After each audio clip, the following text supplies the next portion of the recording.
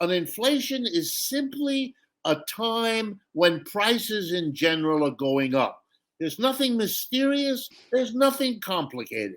Mm. Not all prices have to go up for there to be an inflation. They don't all have to go up the same amount. It's just a general idea that in general, lots of prices are going up and few are going down, so that in general, it's an increase in prices. That's Right. all the word inflation means.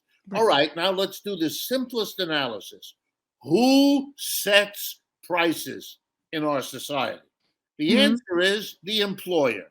If you've ever worked in a factory or an office or a store, and most of us have, if we're not already doing it now, you will notice that you never participated in the following meeting.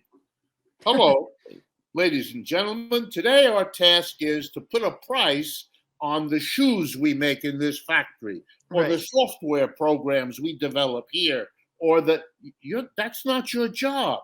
The employer sets the prices. The employees do the work, produce the object, the good or the service. But setting the price is the specific, exclusive right and responsibility of the employer.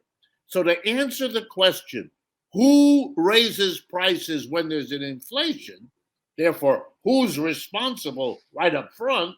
The Mm-hmm. answer is it's the 1% of us who are employers.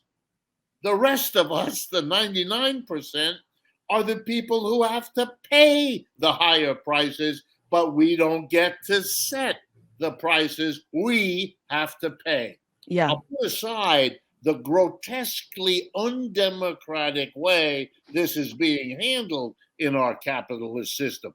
But let's be honest, an inflation wouldn't happen unless 1% of us, the employers, got together and decided to jack up the prices. That's what's happening. So the Yeah. next question becomes, why are they doing that? Right. And here, let's be real honest. Mm-hmm. I know the answer because the answer to that question is the same answer you get if you ask a businessman or woman why they do anything. The answer is, I'm in it to make money. That I I want a say, third vacation home. that's right. Look, I love my work and all of that, sure. But I'm a business. I have to make money. Otherwise, I can't stay in it. So, to make a long story short, profit is the so called bottom line. I'm in it to make money. If you want to know why I bought that truck, or I expanded that office, or I uh, bought that machine, the answer is it's profitable. If it wouldn't be profitable, I wouldn't have done it. So Sure. the answer, why am I raising prices, is the same answer they give to every question. Because it's profitable. Yeah, But and here, because they can. I did that's want to right. just get to you because you have concrete ideas that have been, born out in American history. You Yep. talk about the rationing during World War II, how critical that was. You also talk about what's called a wage price freeze Yes. that happened under Nixon. Can you talk about either of those examples as ways to not leave everything up to the bosses, the employers, the heads Right. of industry? Yeah, let me explain it because this is a kind of peculiar amnesia that Americans seem to have. It's about their own history. I'll start with a conservative Republican president, Richard Nixon. It's August 15th, 1971. He gets on radio and TV. We have a bad inflation at that time, as we have had periodically in American history, and they have had in every other capitalist economic system as well. It's not a new phenomenon. No. So he gets on radio and TV, our conservative Republican president, and he says to the American people, we got a terrible inflation. I'm going to take a step now to deal with it. And he says, here's how it works. As of tomorrow morning at 8 o'clock, any business in America, any, that raises the price of anything it produces and sells, here's what's going to happen. You're going to be arrested and you're going to go to jail. because it's illegal to do that. Then he followed. He said, if you're a union or a worker and you make any effort to raise your wages, the same will happen to you. In other words, I'm declaring a price wage freeze. We're going to stop the inflation on a dime right now, right here, and then we'll work out how to rearrange the economy. So he did not require the mass of people to suffer. He did not, none of it. He just said, and guess what? The How original, long was that in place? I'm sorry to interrupt. yeah, no. It was originally set up to last for 90 days. Oh, wow. Think of it as a 3-month kind of cooling off period. Right. But it was so successful that it actually lasted longer, more like 9 months, because it was working. The inflation stopped. Now, look, people will argue there were problems with that policy. That's correct. There were. But there are problems with any policy. We just discussed, you and I, all the problems from raising interest rates, not as though that's some sort of magic bullet that doesn't hurt anybody. Right. The point is, we ought to have in America, and I defy anyone to justify what we have in America now. We ought to be having a debate. What about wage price freezes? How did it work with President Nixon? He's, after all, a conservative Republican. That's why I picked him. Look, and we don't. It's as if nobody remembers. And please, everyone, go Google it. Do a little history. Bear me out. Study. I didn't make any of this up. Here's a second example. And I pick it for the World War II because you had a progressive Democrat as president then. So I just want to show you that And you have a guy who says, he wants to follow in the footsteps of FDR, in theory. That's right. So what did FDR do? It's early 1942. We're really getting into World War II. We're fighting against the Germans and Italians in Europe and against the Japanese in Asia. Okay. The advisors, some of whom were my teachers of economics, so I know the story intimately. I mean, I was too young then, but my teachers were young people, and they didn't let you forget it. That's right. They love to tell the story. They meet with FDR and they explain to him, because he asks, they explain to him, we are now needing to use lots of resources in America for the war. We have to make guns and bullets and planes and ships and uniforms and all of that stuff that fights wars, which means those resources are not going to be available to produce consumer goods. The railroad that might have brought the wheat to make the bread is now carrying munitions to fight a war. Right. So, Mr. Roosevelt, dear Mr. President, here's what's going to happen. We're going to see a sudden drop off in the supply of goods, consumer goods, because the resources are going elsewhere. If we don't do anything, here's what's going to happen, because this is how the market works. The market, that institution we're supposed to love, but which we should be deeply suspicious of. The way the market works is if there's a sudden drop in supply, the people who want the stuff are going to compete with one another to get it. If there's not enough ice cream cones and you're taking your kid to the park, then you might say, I wanted enough for my kid that instead of the $2 price, I'll offer $4. And the woman across the highway there, she'll offer $6. And then my friend will offer $8. And you know what happens? As the price goes up, middle and lower income people drop away because they can't afford $10 for an ice cream cone.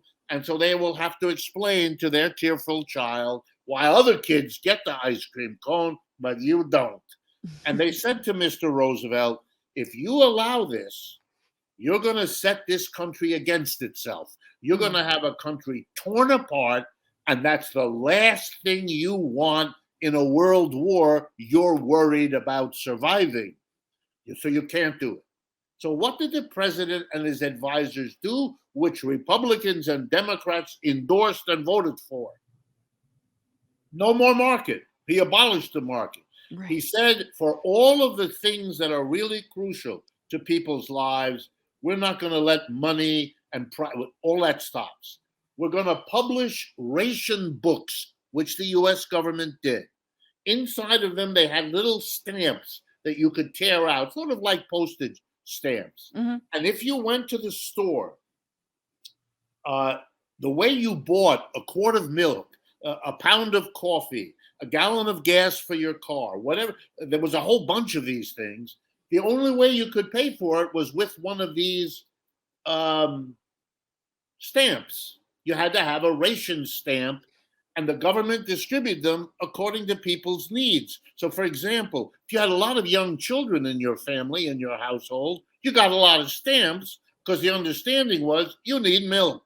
And you couldn't pay for milk in other ways, like, it was That's right. strictly through No, those ration stamps, that's and right. then If if and if any storekeeper sold you milk like for money in the normal way, they'd yeah. be arrested. They would be violating the law. The same as under Nixon, if they raised the price of the quart of milk, they'd be in trouble with the law.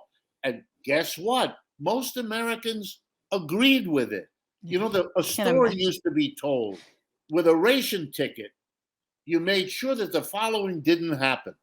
If you allowed the market to work and the price of milk went up, rich people would be coming in, buying the milk, and giving it to their cats at home because they love pets and they like their cats. Whereas the people who had children at home couldn't afford the milk to sustain growing bodies that need the calcium and all the rest. And those kinds of stories made it very clear that the people of America understood that to fight the war, the only fair way to do this would be to handle shortages by a fair distribution of according to the needs people really have, Sure. not a market distribution which gives whatever is scarce to the people with the most money. Was that subsidized then, with the government subsidizing, the milk industry or the gas and et cetera? Like, how did Yes. they cajole businesses to go along with that? Well, basically, they said this is your obligation. We're fighting a war, You and got if to. we're the president, by the way, he said this kind of thing. Was an unusual man, especially given the behavior of the clowns that that we collect in this country now. So he would go on. He went on and said, "Look, if I'm asking the young men and women of this country to risk their lives in wars thousands of miles away, I don't want to hear from a businessman that it's going to pinch your profits to accommodate." You can sing that song all you want. You're not going to get any sympathy here. And the mass of people stood up and applauded Right. hearing that kind of talk. No, no, no. The business community didn't like it. No, Mhm. no, no. They didn't like it. But they didn't dare do anything about it publicly. Privately, they did their thing. But Sure. publicly, oh no, you weren't going to hear anything about that. And now the business just sends Americans to war directly and cuts the government out completely, we fight wars for oil and, I mean, Well, and it even is. even worse, last week, I mean, I don't want to pick on anybody, although if I'm going to pick on anyone, I'm enjoying going to pick on him. Elon Musk Please. and Jeffrey Bezos. I can't remember. For me, these are the same thing anyway, but one of them sent a tweet to President Biden, addressed a tweet to President Biden, because President Biden had made a speech in which he didn't order, he asked the oil companies not to jack up the price of gasoline. I think it was because of the 4th of July weekend. Right. Don't Right. take advantage. Well, the poor president Please. asking these, yeah, Yeah. please, really, it's awful. Anyway, he did that. And then the nerve. It's either Bezos or Musk tweets, you don't seem to understand economics. You shouldn't be doing that, President.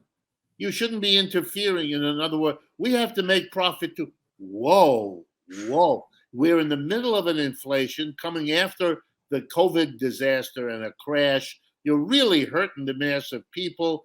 And here you have a billionaire telling the president not to whoa. Yeah. And for me, this is as serious a sign of an economy in trouble as anything else. If the Absolutely. people at the top are not willing to make an accommodation, I'm very scared about where that leaves us. What's going on, Frantifa? If you haven't already, subscribe to this channel right now. Hit that button. And also, you can become a patron and support the show every single week. Get access to bonus episodes and exclusive merchandise. Patreon.com/bitchuationroom. Do